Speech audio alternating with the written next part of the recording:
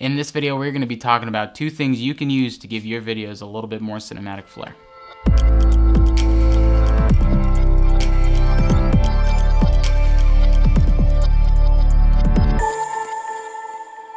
Hey everybody, welcome to NBC Arts. In this channel we talk about filmmaking gear, tips, and tutorials. My name is Matt Child, and today we're going to be talking about filters and prisms. Now, the specific type of filter I'm going to be talking about today is going to be a diffusion filter.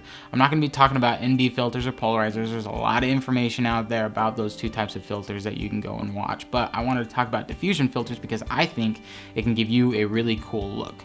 The specific filter I'm going to be talking about today is the Schneider Hollywood Black Magic filter. Now, this filter is super cool. It kind of not blows out your highlights, but it kind of blooms out your highlights and stuff like that. Kind of makes them a little bit more dreamy, and then kind of lifts contrast like just a little bit as well. This filter comes in different stops. It goes from 1/8 to a full stop. They may or may not have 2 or 3 stop variants as well.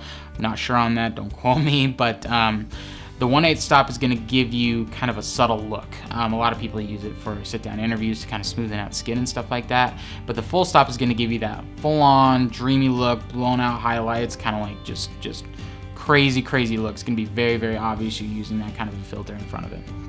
I got the 1/4 stop. I felt like it was a really good middle ground. Not too subtle, gives you that look, but it's not super like intense as the 1 stop would be, so I can use it for more types of things as well. So without further ado, let's get to some footage and show you what this thing can look like.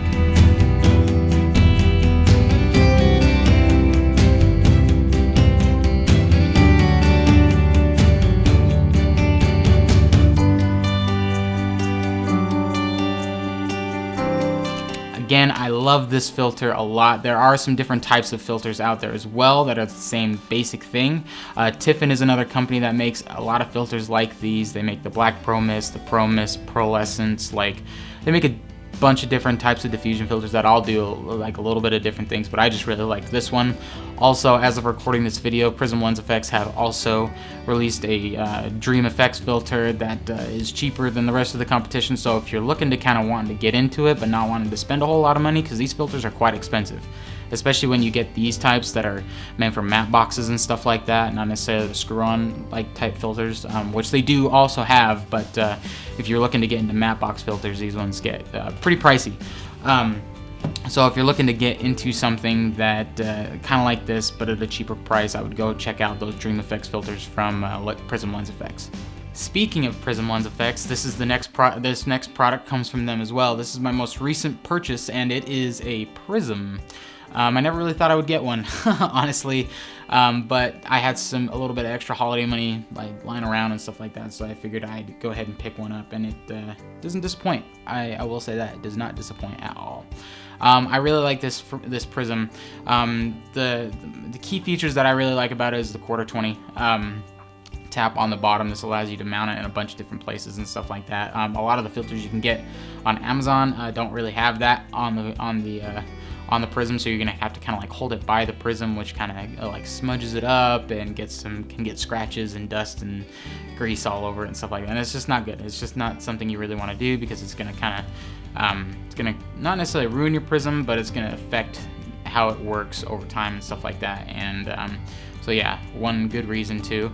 I got the Pro package. This one came with like the handle, the prism, and then it comes with the articulating arm, which I'm using right now to hold up my monitor, just below camera down here.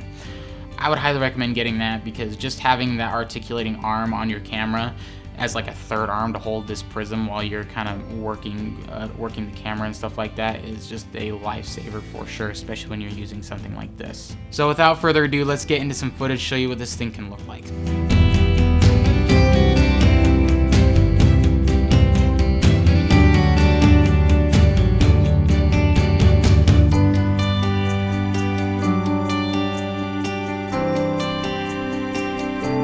Well, everybody, that is it for me today. Thank you so much for watching. I have put the applicable links down below in the description, and don't forget to like, comment, subscribe, and I will see you in the next video.